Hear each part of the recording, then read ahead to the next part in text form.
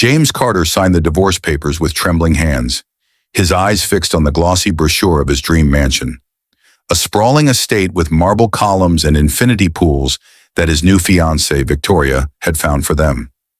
His pregnant wife, Elena, sat across from him in their cramped apartment, one hand protectively over her swollen belly, the other holding their 6-year-old daughter Lily's fevered forehead as the child coughed weakly from the couch.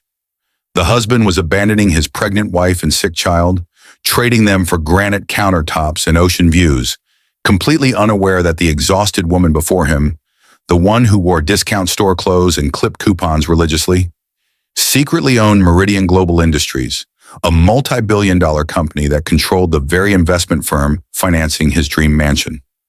Elena had hidden her empire for 8 years, living modestly to test if James loved her or her potential wealth.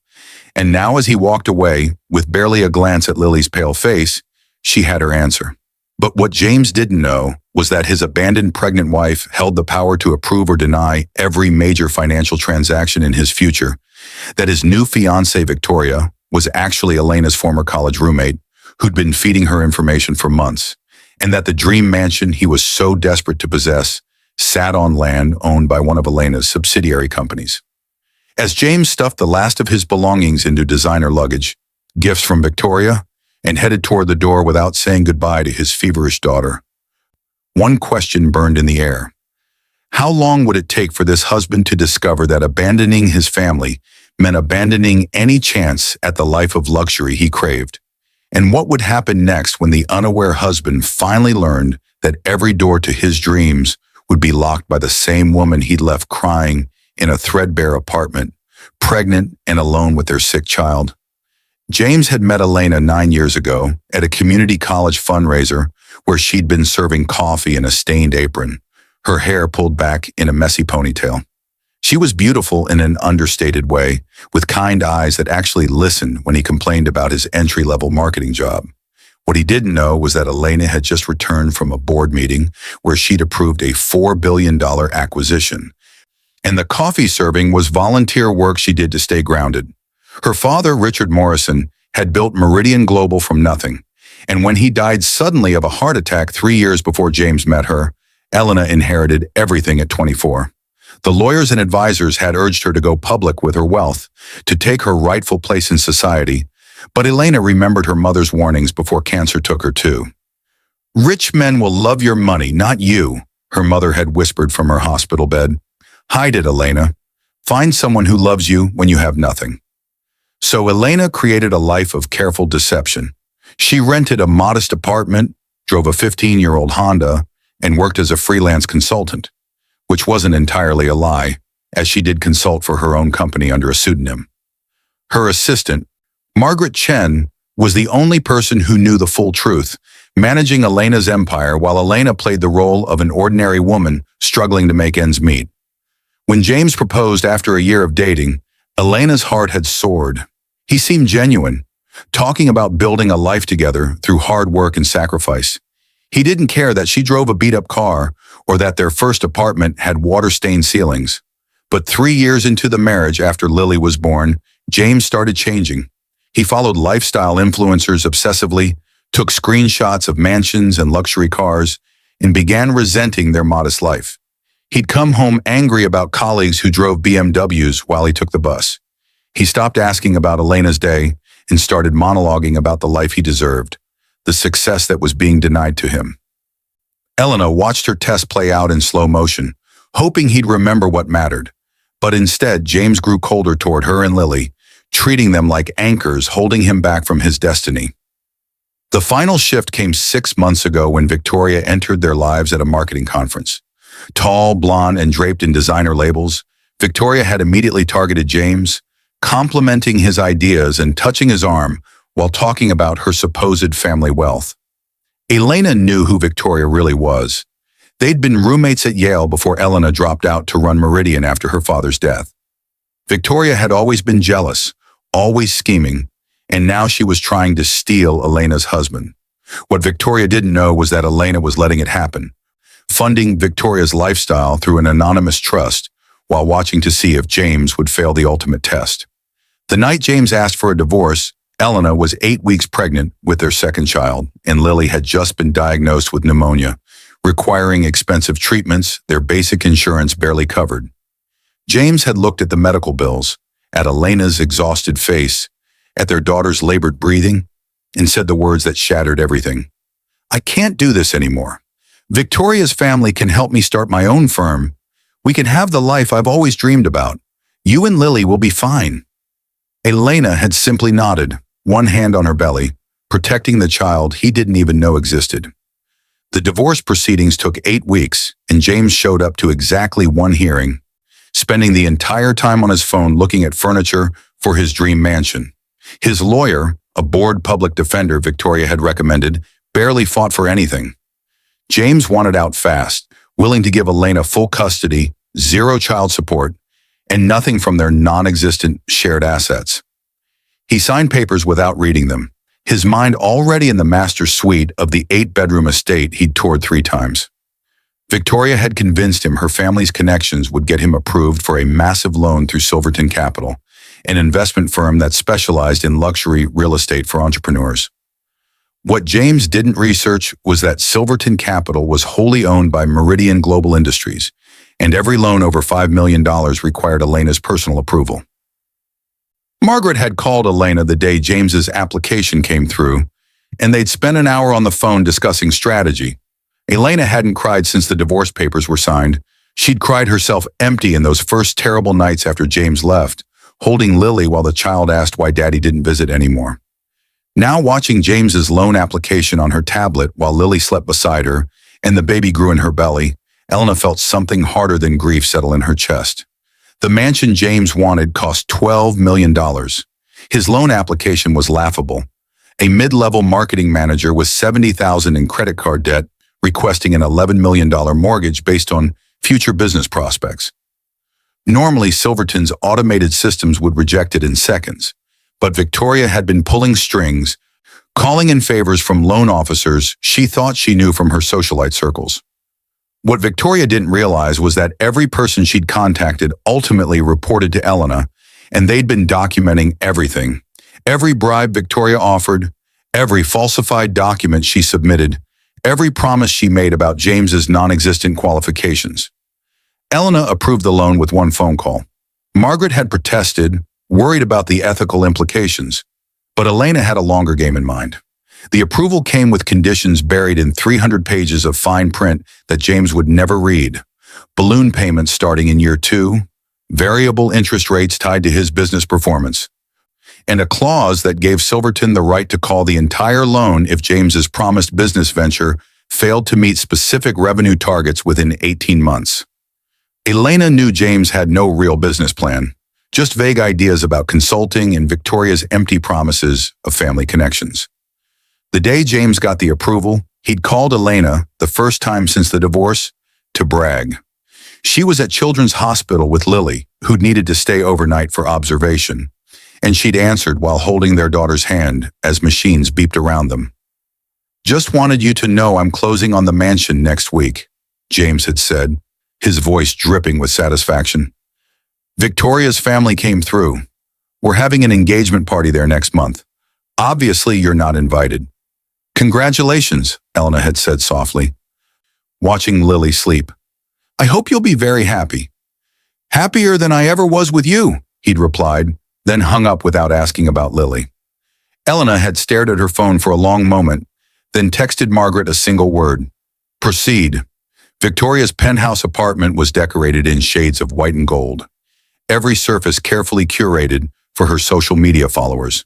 She'd built a following of 200,000 people by posting about luxury lifestyles, designer handbags, and exotic vacations, all funded by the monthly deposits from an anonymous trust she believed came from a deceased aunt.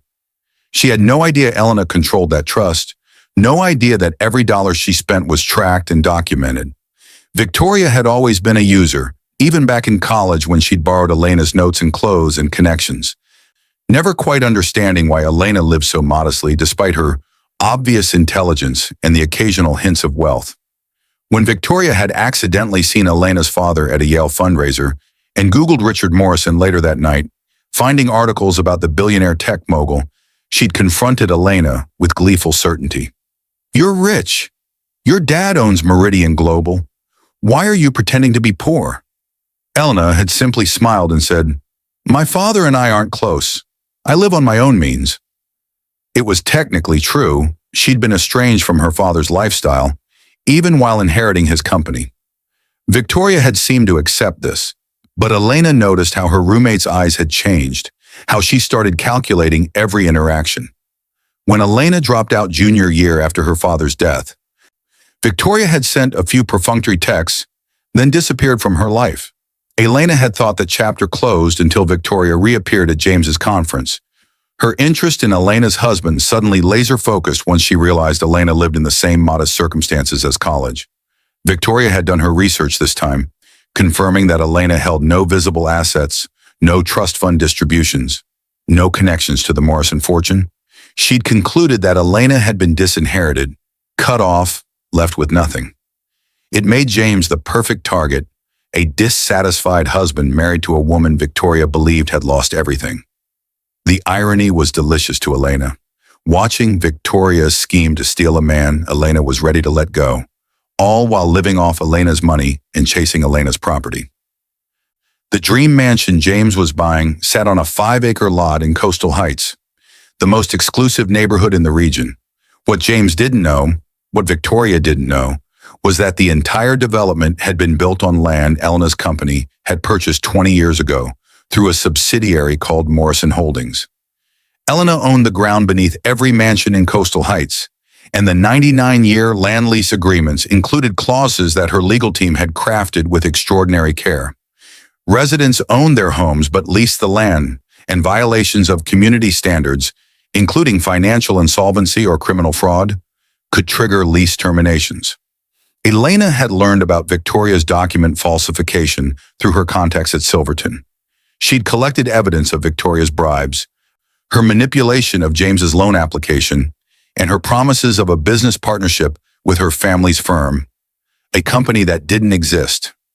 Every conversation Victoria thought was private had been documented, every email traced, every financial transaction recorded. Elena wasn't planning revenge, she was planning justice. The night before James's closing, Elena sat in her apartment with Margaret, reviewing the timeline they'd constructed. "He signs tomorrow," Margaret said, scrolling through her tablet. "Takes possession next week. The engagement party is scheduled for 3 weeks from now. 200 guests, all of Victoria's influencer friends and James's colleagues. He's already posting about it on social media." Elena nodded, watching Lily color at the kitchen table. Her daughter was better now, the pneumonia finally clearing, but the medical bills had mounted to $60,000. James hadn't contributed a single penny. And the business registration? Filed last week. Carter Consulting Group. Very original. No clients, no actual business plan, just a website Victoria designed with stock photos. How long until the balloon payment? 23 months from tomorrow, but we can trigger the fraud clauses anytime after closing if we have cause. Elena shook her head. No, let him have his dream mansion. Let him live there, host his party, believe he's won. I want him to feel what it's like to have everything before he loses it. The closing took 3 hours and James signed his name 47 times without reading a single page. His new attorney, paid for by Victoria's family, rushed him through, assuring him everything was standard. Victoria sat beside him in a white Chanel suit, occasionally squeezing his hand and taking selfies with the mansion keys. James felt like he was floating. The marble foyer, the chef's kitchen with 6 ovens, the master suite bigger than his entire previous apartment, it was all his. He posted a photo with the caption, "Hard work pays off. New chapter begins now." The engagement party became Victoria's obsession. She hired celebrity event planners, ordered $10,000 in flowers, and booked a famous DJ. She posted daily updates about the preparations, her follower count climbing as people commented on the extravagant displays of wealth. James watched his own social media explode with attention. Colleagues and acquaintances suddenly interested in his success story, asking about his consulting business and requesting meetings. He felt vindicated, proven right. He'd deserved this life all along, and Elena had been holding him back with her coupon cutting and secondhand furniture. He didn't visit Lily once during the move. He sent a text to Elena saying he'd send something for their daughter when he got settled, but weeks passed with nothing. Elena didn't push it. She was busy with her own preparations, working with Margaret on a project she'd codenamed Reckoning. The night before the engagement party, James stood on his mansion's terrace overlooking the ocean. Victoria beside him in a designer dress that cost more than he used to make in a month. Everything was perfect. The weather forecast was clear, the caterers were confirmed, and 200 of the most important people in his new life would be here tomorrow to celebrate his success. "I can't believe I almost stayed with Elena," he said, sipping champagne. "What a different life this is." Victoria smiled, thinking about the photos she'd post tomorrow, the brand deals she'd negotiate off the publicity. Some people are just meant for better things. Neither of them noticed the black sedan that had been parked across the street for the past hour, or the woman inside taking photographs of every expensive detail, documenting every code violation, every unpermitted modification Victoria had made to the property, every piece of evidence that would matter very soon. Elena had learned patience from building a billion-dollar company in secret while living like she had nothing. She could wait one more day. The engagement party started at 6. Golden hour light streaming through the mansion's floor-to-ceiling windows as guests arrived in Teslas and Porsches. Victoria had spared no expense. Ice sculptures, a 7-tier cake, champagne fountains, and a live band that cost $40,000 for 4 hours.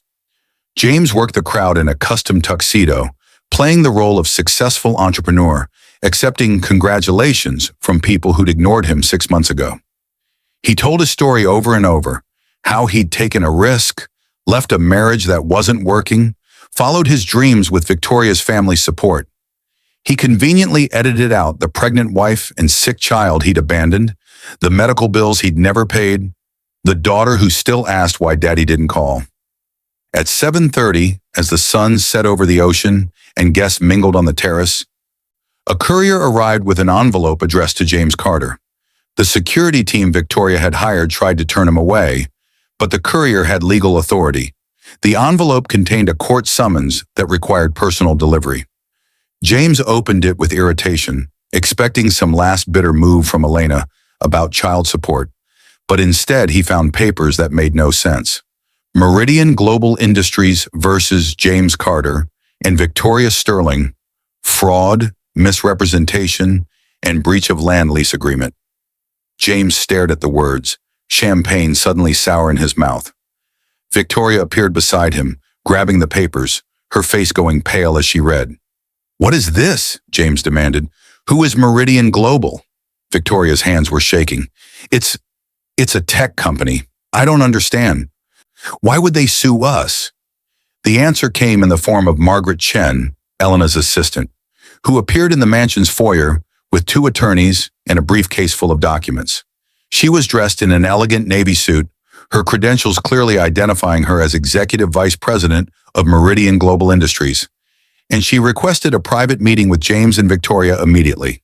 They moved to the study, James's study in James's mansion, except nothing was his anymore, and he was beginning to realize it. Margaret laid out documents with efficient precision, the land lease agreement showing Morrison Holdings' ownership of the property, the loan documents showing Silverton Capital's connection to Meridian Global, and most damning, evidence of Victoria's falsified documents and bribes during the loan application process. "You committed fraud to obtain this loan," Margaret said calmly. "You provided false information about business prospects, fabricated family connections, and bribed loan officers. These are criminal offenses." Victoria was crying now, mascara streaming down her face. "This is a mistake. My family knows people. They'll fix this." Margaret's expression didn't change. "Victoria Sterling, you have no family wealth. You've been living off a trust fund that was established and controlled by someone you betrayed. Would you like to know who?" James felt the room spinning. "What are you talking about?" "Elena Morrison Carter," Margaret said, sliding a photograph across the desk. It showed Elena at a board meeting surrounded by executives, clearly in charge. "Your ex-wife, the woman you abandoned while she was pregnant. The woman whose daughter you haven't called in 3 months." The words didn't compute. "Elena works as a consultant. She clips coupons. She can't even afford good insurance. Elena owns Meridian Global Industries, Margaret said. She's worth $4.3 billion. She's owned it since she was 24, and she's been testing you for 8 years, living modestly to see if you loved her or the potential of her wealth. You failed spectacularly. James couldn't breathe. The study walls seemed to close in as Margaret continued laying out evidence. Photos of Elena at corporate events, documents showing her signature on major acquisitions, articles from business journals that he'd never read calling her a reclusive genius and the most mysterious CEO in tech. How had he never Googled her maiden name? How had he never questioned why Elena was so educated, so knowledgeable about business, so calm about their modest lifestyle? This is insane, he finally managed. If she's so rich, why did we live like that? Why did she let Lily suffer without proper insurance? Why didn't she tell me? Margaret's expression turned cold. She lived modestly because her mother warned her about men like you. Men who would love her money instead of her. She used basic insurance because she wanted to see if you'd step up as a father when things got hard. And she didn't tell you because the moment you knew, you would have changed and she'd never know if your love was real. Turns out she didn't need to tell you. You showed your true character anyway. Victoria was hyperventilating in the corner. Her perfect party continuing outside while her world collapsed inside. The trust fund, all my money. Elena's money, Margaret corrected. She's been funding your lifestyle for 18 months, documenting every purchase, every post, every lie you told. She knew you were targeting her husband from the moment you approached him. She let it happen. She wanted to see how far you'd both go. James stood on shaking legs, his mind racing through implications. The loan, the mansion, his business dreams, all of it connected to Elena. What do you want? Why are you here? Elena wants to offer you a choice, Margaret said. Option 1, she presses criminal charges for the loan fraud. Victoria goes to prison for 2 to 5 years. You lose the mansion, declare bankruptcy, and spend years rebuilding your credit. Your consulting business dies before it starts, and everyone here tonight learns you're a fraud. James felt vomit rising in his throat. What's option 2? You hold a press conference right now in front of all your guests. You tell them the truth, that you abandoned your pregnant wife and sick child, that you committed fraud to get this mansion, that Victoria helped you do it. You apologize publicly, agree to full custody and child support terms Elena specifies, and sign over any rights to contest the loan terms. In exchange, Elena doesn't press criminal charges. You lose everything, but you don't go to prison. That's not a choice, James shouted. That's humiliation. That's mercy, Margaret said quietly, because option 3, the one Elena wanted me to recommend, is she does both. Criminal charges and public exposure. She buries you so completely you never recover. But Elena has a soft heart, even for people who don't deserve it. She's giving you the chance to tell the truth and start over, even if starting over means starting from nothing. Victoria was sobbing openly now. Please, there has to be another way. I'll delete everything. I'll disappear. You'll face consequences, Margaret interrupted. Both of you. The only question is how much worse you want to make it. Outside, the party continued, guests laughing and dancing, completely unaware that the host's entire world was disintegrating. James thought about his colleagues, his new social media followers, the image he'd built of himself as a self-made success story. He thought about standing in front of them all and admitting he was a liar and a fraud. But then he thought about prison, about losing everything anyway while also having a criminal record, about the years of legal battles and shame that would follow. He looked at Victoria, who was still crying, her mascara completely destroyed, her perfect influencer facade cracked beyond repair.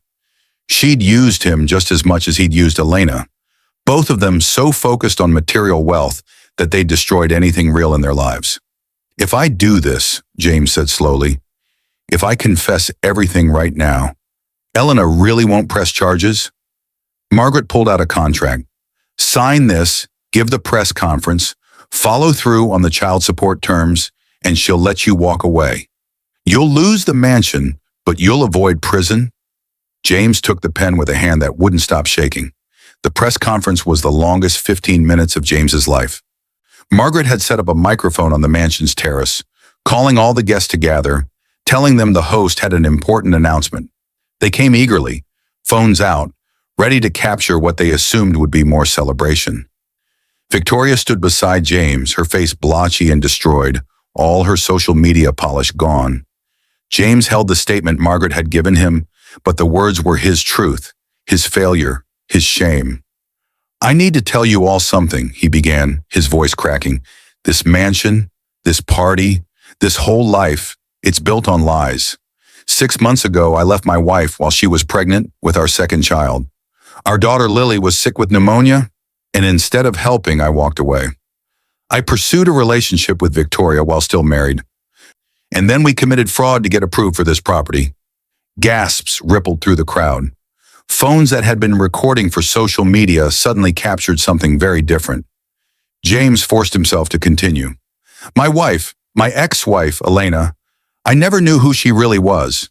She's Elena Morrison, owner of Meridian Global Industries. She's a billionaire. She lived modestly for 8 years to test if I loved her or her potential wealth, and I failed the test completely. I abandoned my family for a dream mansion and a woman who was using me for social media content. Everything you see here tonight is borrowed, fraudulent, and about to disappear." Someone in the crowd laughed nervously. Someone else started recording more obviously. James could see his colleagues' faces changing from admiration to disgust. See the influencers already crafting posts about the scandal? See his entire carefully constructed new life evaporating in real time. "Victoria helped me falsify loan documents. We bribed officials. We broke the law. The only reason we're not being arrested right now is because Elena, the woman I abandoned while pregnant, is showing us more mercy than we deserve. I'm here to tell you I'm sorry. I'm sorry to Elena, to Lily, to the child I haven't even met yet. I'm sorry to everyone I lied to. This party's over. Please leave." The silence that followed was deafening. Then the terrace erupted in chaos, guests shouting questions, some leaving immediately, others clustering together to gossip. Victoria fled inside, her influencer career destroyed in 15 minutes. James stood frozen at the microphone, watching everything he'd wanted crumble to dust. Margaret appeared beside him. "The moving truck will be here tomorrow morning.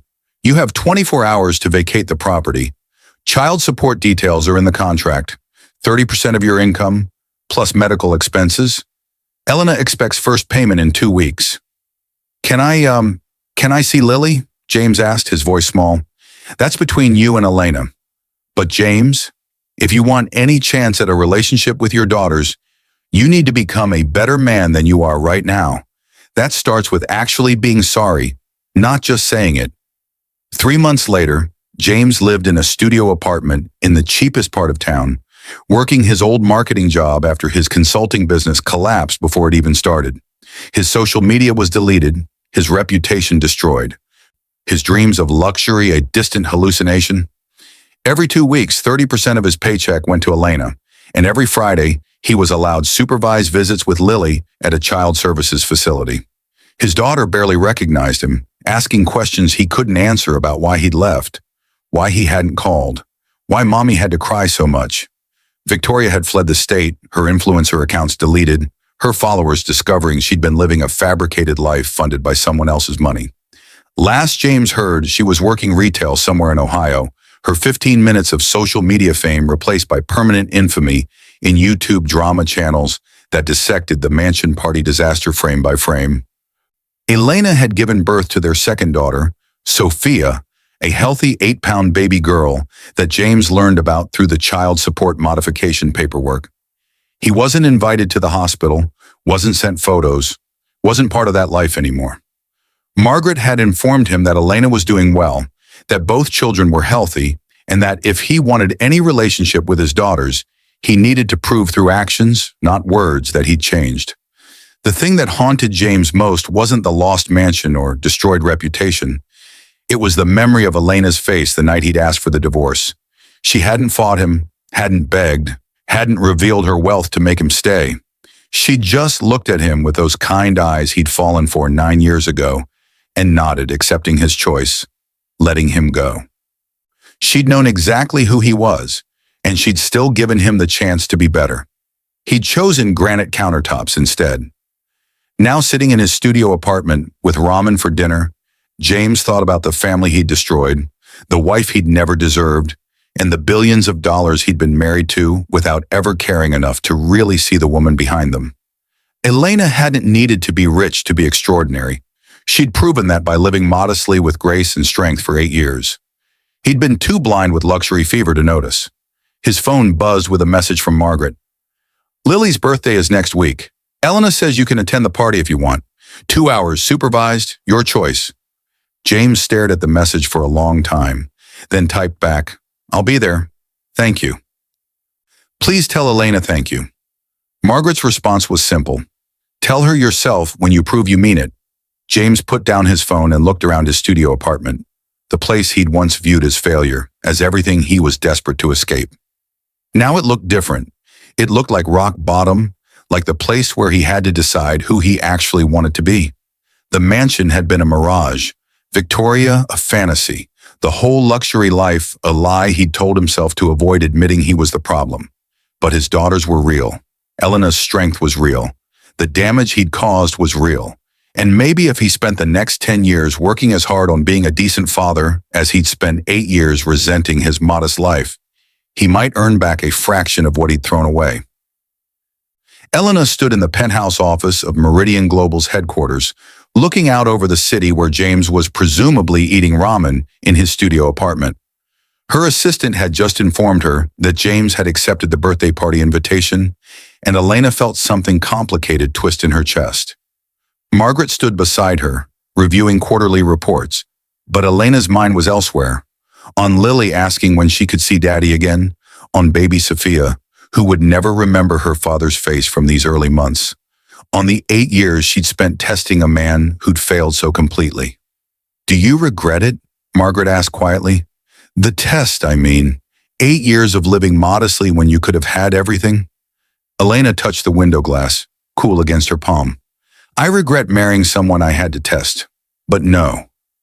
I don't regret learning the truth before I wasted more years on someone who valued mansions over his family. He's been showing up to the supervised visits. The social worker says he's trying. Trying isn't the same as succeeding, but maybe it's a start.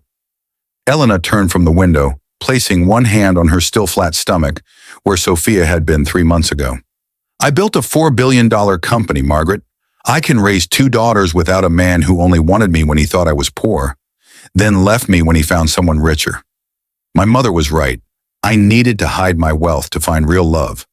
I just didn't expect to discover I'd married someone who had no love to find. Margaret handed Elena a folder. Victoria's lawsuit is settled. She's agreed to never contact you, James, or the children again. She's also agreed to public statements admitting her fraud. Good. Make sure those statements are visible. Other women need to know what kind of person she is. And James's loan? Elena considered this. The mansion had been sold to a tech executive for $14 million, the profit going to Meridian Global's charitable foundation. James would be paying off the remaining loan balance for years, a financial burden that would keep him humble, keep him focused on what mattered instead of what he wanted. Keep the terms as they are. He needs to learn that actions have consequences, that you can't just abandon your family and walk away clean. Even though you're letting him see the girls, I'm letting him try to earn back their trust, Elena corrected. That's not the same as forgiveness. Lily deserves the chance to have a father if he can become someone worth having. Sophia will decide for herself when she's old enough. But me, I'm done. The test is over. He failed. We move forward without him. Margaret smiled slightly. You know, when your father built this company, he used to say the hardest business decision wasn't about money. It was about people. Knowing who to trust, who to invest in, who to cut loose. He was right. I just wish I'd applied that wisdom to my personal life sooner. Elena picked up Sophia's baby monitor from her desk, checking on her daughter sleeping in the attached nursery she'd built into her office. But I have my girls. I have my company. I have the life I built while James was dreaming about mansions. That's enough. More than enough, Margaret agreed.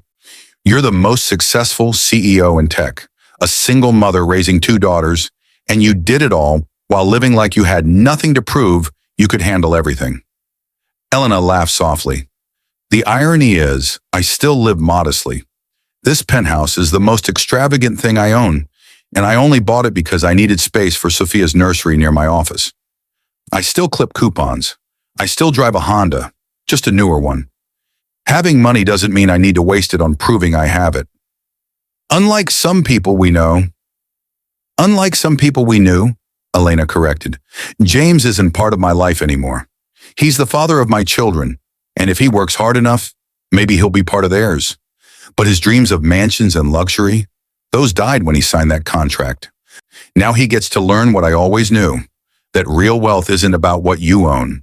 It's about who you are when you have nothing. Sophia started crying in the nursery, and Elena immediately moved toward the sound, her multi-billion-dollar empire temporarily forgotten as she focused on the tiny human who needed her. This was the life James had abandoned.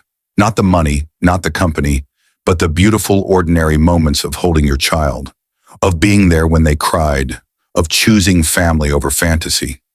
As Elena lifted Sophia from the crib, holding her daughter close while the baby's cries faded to whimpers, she thought about the dinner she'd been planning for tomorrow. Just her, Lily, and Sophia.